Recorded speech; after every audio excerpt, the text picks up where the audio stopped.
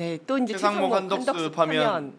저는 이번에 한덕수 이 파면에 대한 기각 결정에 대해서 탄핵 기각 결정에 대해서도 이 5명의 기각과 2명의 이 각하 또 1명의 인용이 있었는데요.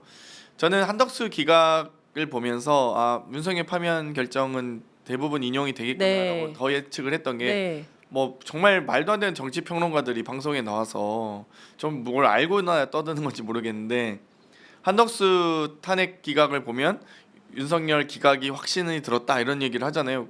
만약 기각할 거였으면 한덕수 탄핵 선고 때 이 사이 비상계엄에 대한 여러 가지 이 어떤 위법성이나 이런 얘기를 거론을 그러니까 비상계엄에 대한 당위성을 좀 더 언급을 했을 가능성이 높거든요. 그런데 각하 결정한 2명의 재판관도 이 정족수 문제만 걸었고 절차적 하자에 대해서 아무도 그러니까 절차적 하자에 대해서만 문제 제기하지 내용에 대해서는 그 실제 탄핵 선고 탄핵 소추안의 내용을 비판하거나 하지 못해요. 맞아요. 네. 이 한덕수 이 탄핵 소추안의 주요 내용은 이 소위 내란 과정에서의 공범 혐의라든지 마은영 헌법재판관의 미임명, 상서특검 후보자에 대한 그 추천 요구, 미추천 요구 이런 부분들이 다 들어가 있는데 거기에 대해서는 아무도 비판하지 못하거든요.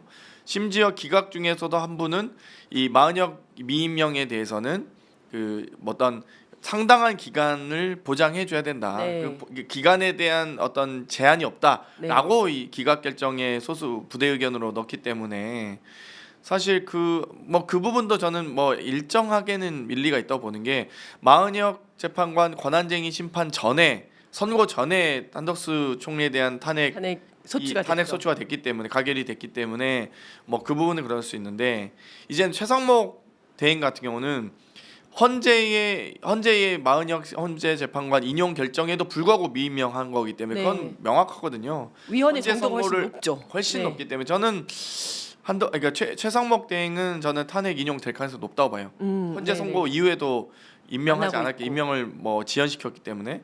근데 한덕수는 뭐 약간 애매한 부분이 있었다. 물론 그것도 지체 없이 임명하여야 하지만 그 부분에 대해서는 탄핵이 위법 위헌적이지만 탄핵이 이를 정도 아니다라는 소수 의견이 있었고 그 이후에 어찌되건 선고가 있었기 때문에 저는 그 기각 판결을 보면서 아무도 비상계엄에 대한 위법 위헌성 내용이라든지 내란 행위에 대한 비판은 아무도 못하는구나. 그렇기 때문에 이 한덕수는까지는 그 밑으로는 내란의 동조 방조로는 나중에 아마 헌재의 판결은 형사 재판을 통해서 다투고 내란 행위의 수개는 인용을 해야 되겠구나. 그 근거 자체가 뭐 내란 행위에 대한 이 수개만 이 헌재에서 다룰 예정이구나라는 생각이 들었어요. 나머지 내란 행위에 내란 죄로 처벌하는 그 나중에 주동자 또는 이 부안해동 했던 사람들은 다 형사 재판에서 처벌받도록 할 예정이구나 이런 생각이 들었습니다. 저도 한덕수 총리의 그 탄핵 기각 결정문을 보면서 이제 굉장히 기분은 나빴지만 이렇게 쫙 벌어지다니 각하까지 나오다니 기분은 나빴지만 어쨌든 그거 보면서 윤석열은 파면이 되겠다 이 생각이 들었어요. 왜냐하면 한덕수 그 결정문 내용 중에 어떤 게 있냐면 마은혁 재판관을 임명하지 않은 것은 위법이다, 위헌 위법이다. 그리고 그 정도도 가볍지 않다. 물론 중대하지만 중대하다라고 하면 안 되니까 가볍지 않다라고 표현을 한 것 같아요. 가볍지 않다. 하지만 그럼에도 불구하고 파면을 하지 않는 이유는 지금 대통령이 없는데 국무총리까지 없으면 나라가 너무 국정마비되지 않겠냐 이런 내용이 나오거든요. 그렇죠. 네, 그러니까 먼저 한덕수는 돌려보내고 대신에 윤석열은 파면하겠다라는 뭔가 예고편을 보는 듯한 느낌이 들었어요. 그리고 만약에 둘 다 기각을 할 것 같으면 굳이 한덕수를 먼저 기각할 필요가 없잖아요. 윤석열을 그냥 기각해서 돌려보내면 되는 건데 그래서 그걸 보면서 윤석열은 파면이 되겠다 이런 생각이 들더라고요. 그래서 또 많은 분들이 궁금해하고 계시는데요. 그러면 한덕수 총리와 최상목 대행에 대한 그 탄핵은 진행을 계속 하는 거죠. 저는 일단 이 뭐 지도부와 원내대표단이 고민을 많이 할 거라고 보는데요. 최상목 대행에 대해서는 탄핵을 진행하는 게 어떤가. 왜냐하면 헌재 선고 이후에도 헌법재판관 임명하지 않은 건 그렇죠. 사실 이제 헌법재판관의 구성에 대해서도 사실 이 헌법재판소 구성이 아주 삼권 분립에 부합하게 구성이 돼 있잖아요. 뭐 대통령의 임명권 3인, 네. 국회 추천권 3인, 대법원장 지명권 네. 3인으로 나눠져 있고 그렇기 때문에 이 추천권과 지명권, 대법원장과 국회의 권한을 침해했을 때에는 탄핵의 사유가 된다는 선례를 남겨야 된다고 봐요. 네. 특히 추천과 지명뿐만 아니라 헌재의 권한쟁의 심판을 통해서 헌재가 만약 임명하라는 선고를 했음에도 불구하고 네. 국회 추천권 침범이다라고 인용했음에도 불구하고 임명하지 않은 것에 대해서는 이 헌법 판례를 남겨놔야 된다라고 보고요. 맞습니다. 한덕수 대행에 대해서는 뭐 만약 내일 모레 이제 윤석열 파면이 확정이 되면 뭐 그 부분까지는 좀 뭐 보류할 수 있다라고 보고요. 네. 네. 어차피 그 나머지 이 대통령 탄핵이 인용되면 그 나머지 밑에 분들은 다 국무위원 당시 위법위헌적인 비상계엄에도 불구하고 장관직 국무위원직 사퇴 표명을 하지 않은 분들은 다 내란 공범으로 이 형사재판에서 수사 및 기소돼야 된다고 봅니다. 맞습니다. 그리고 그렇게 되면 뭐 한덕수 총리 권한대행은 그냥 60일 대선 잘 관리하시고 퇴임 이후에 수사 받으시고 다 재판 받으시면 됩니다. 맞습니다.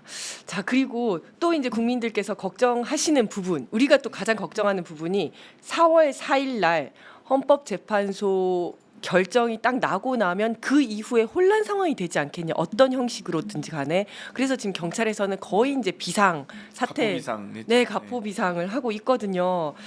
근데 탄핵 심판 당일에 윤석열이 나와야 한다는 의무 규정은 없지만 또 나올 수도 있는 거 아니겠습니까? 어떻게 생각하세요? 헌법재판소에 나오리라고 보세요? 뭐 마지막 지푸라기라도 잡는 심정으로 나올 수도 있긴 한데요. 근데 그동안 사실 탄핵 심판의 선고 당일날 피의 청구인이 출석한 적은 사례는 거의 없었죠. 없죠. 거의 네, 없죠. 한덕수 총리마저도 없었고. 네. 그렇기 때문에 저는 윤석열 씨가 뭐 나오지 않겠다라고 예상은 하지만 또 모르죠. 이제 워낙 현재 재판관들을 압박하기 위한 수단으로 네. 나올 수도 있다고 봅니다. 워낙 그러니까 저는 이 일기 대표 그러니까 최고위원을 하면서 일기 지도부를 하면서 느꼈던 게 윤석열 정권은 정말 그동안 정치권에서 사용하지 않는 초식 정말 처음 보는 이 행태를 너무 많이 보였거든요. 네. 이명박보다 악랄하고 박근혜보다 무능한 형태를 많이 보여왔기 때문에 저는 뭐 이번에 또 이례적으로 출석을 또 예고하면서 헌재를 압박하지 않을까라는 생각이 듭니다. 뭐 여러 그럴 또 수도 본인이 있어요. 임명장을 전달했던 재판관들에 대해서 뚜려져라 쳐다보면서 너가 나한테 네. 어떻게 그럴 수 있어? 그쵸. 라는 레이저를 발사할 수도 있고요. 네. 근데 부디 어찌됐건 이 파면되는 과정에서 마지막 품위마저도 아우. 손상하지 않길 바랍니다. 그러니까요. 정말 뭐 그 전날 갑자기 또 메시지를 낸다든지 아니면 어쨌든 이 판을 한번 흔들어 보려고 마지막까지 발악을 하지 않을까. 뭐 마찬가지로 탄핵 소추안이 가결되기 전날 갑자기 대국민 기자회견하면서 맞습니다. 뭐 국민을 바라보고 정치하는 게 아닌 뭐 지지자들과 네. 극우 지지자들과 유튜브 잘 보고 있다 이런 정말 솔직히 허접한 대국민 담화 같지도 않은 네. 그런 기자회견을 할 바에는 네. 안 하는 게 나은데 모르죠. 또 금요일날 헌재를 압박하기 위해서 목요일날 갑자기 긴급 기자회견을 저는 내일 할 수도 있을 거라고 내일 할 수도 보죠. 있다고 봅니다. 네. 내일 뭐 오후에 또 갑자기 또 모두 다 헌재로 모여주십시오 국민 여러분 할 수도 있죠. 정말 아니 아니, 이 저는 그런 행위 자체가 다 마이너스 소유죄에 해당을 한다. 해당하죠. 소유죄고 네, 내란 선동. 나중에 내란 선동이죠. 그렇기 네. 때문에 그래 뭐 헌재 판결을 압박하기 위한 모든 수단을 다 강구할 거라고 봅니다. 마지막까지 발악을 할 것이다. 저도 그렇게 생각을 하는데요. 정말 제가 이제 경찰과 경호실 쪽에 알아보면 윤석열이 출석을 할까봐 너무 걱정을 하더라고요. 왜냐하면 출석을 하는 순간 이 경비와 경호가 훨씬 더 단계가 높아져야 되는 거거든요. 또 본인이 가만히 갔다 가만히 올 리가 없지 않습니까? 선동을 하러 가는 거지 않습니까? 그래서 제발 좀 가만히 있었으면 좋겠다. 정말로 이제 경찰과 경호처의 공무원들조차도 그런 얘기를 하더라고요. 마지막 수단이라고 생각하고 아마 내일 오후쯤 헌재로 모여달라는 기자회견하고 출석할 수도 있다고 봐요. 그리고 출석하는 과정도 아주 선전선동에 능하게 네. 예를 들면 뭐 굳이 내려도 되지 않을 곳에 내려서 그렇죠. 걸어서 헌재를 들어간다든가 아이고 뭔가 퍼포먼스가 다 끔찍하다. 보이겠죠. 그 구속 취소됐을 때 마치 카퍼레이드 하듯이 내려가지고 네. 인사하고 하지 않았습니까? 자기가 무슨 정말 개선장군, 올림픽에서 뭘 금메달 잘했다고. 딴. 네. 그러니까 무슨 이렇게 반성하면서 두부라도 먹든지 해야 되는데. 구속 취소가 무슨 무죄 판결 받은 줄 알았어요 저는. 그러니까요. 구속 그것도 구속 기간을 시간으로 산입하는 정말 뭐 맞습니다. 경찰 공무원으로 오래 계셨으니까 네. 잘 아시겠지만 해방 이후 처음입니다. 말도 안 되는 얘기잖아요. 윤석열만을 위한 해석이죠. 그런 다음에 다시 문 닫지 않았습니까? 그리고 앞으로는 나서 다시 날수다. 바로 검찰에서 날수로 계산하라고 그러니까요. 지침 내리고. 네, 참. 정말 지기현, 심우정 이런 사람들은 전 징계 받아야 될 것 같은데 전 심우정 총장은 무조건 탄핵했어야 보는데 탄핵해야 될 것 같습니다. 박성재 법무장관과 조지호 경찰청장 같이 탄핵을 하거든요. 네, 네. 저는 그날 검찰총장이 왜 빠졌는지 도대체 이해가 가지 않아요. 왜냐하면 방첩사령관이 네.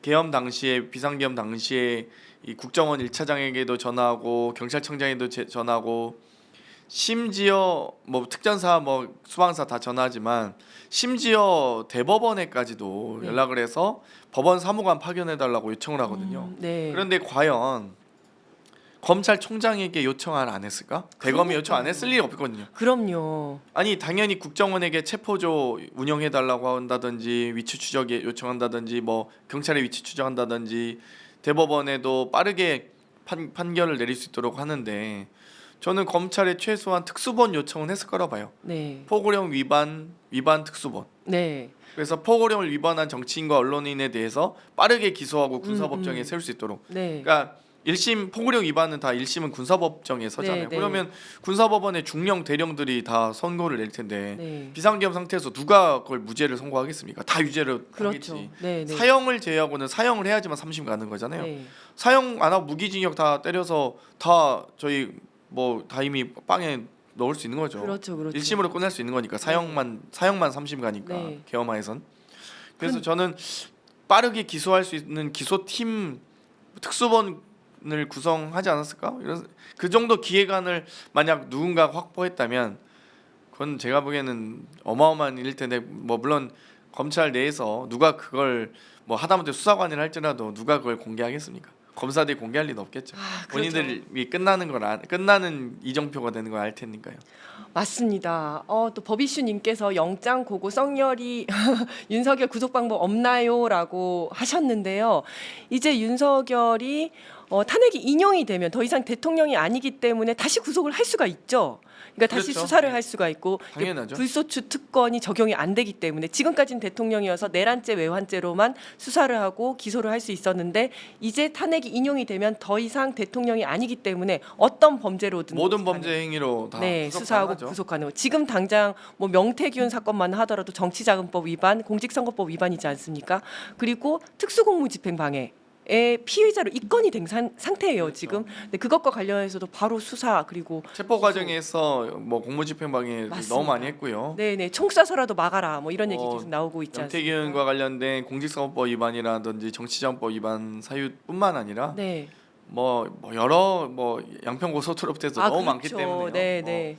윤석열과 관련된 여러 혐의들 공천 개입과 관련된 것들은 뭐 네. 워낙 차고도 넘치기 때문에 네. 다른 여죄로도 충분히 구속 사유가 차고도 넘치죠. 네. 역사상 이렇게 범죄를 대통령의 직위에 있으면서 이렇게 범죄를 많이 저지른 사람이 있을까라는 생각이 들 정도니까요. 네, 맞습니다.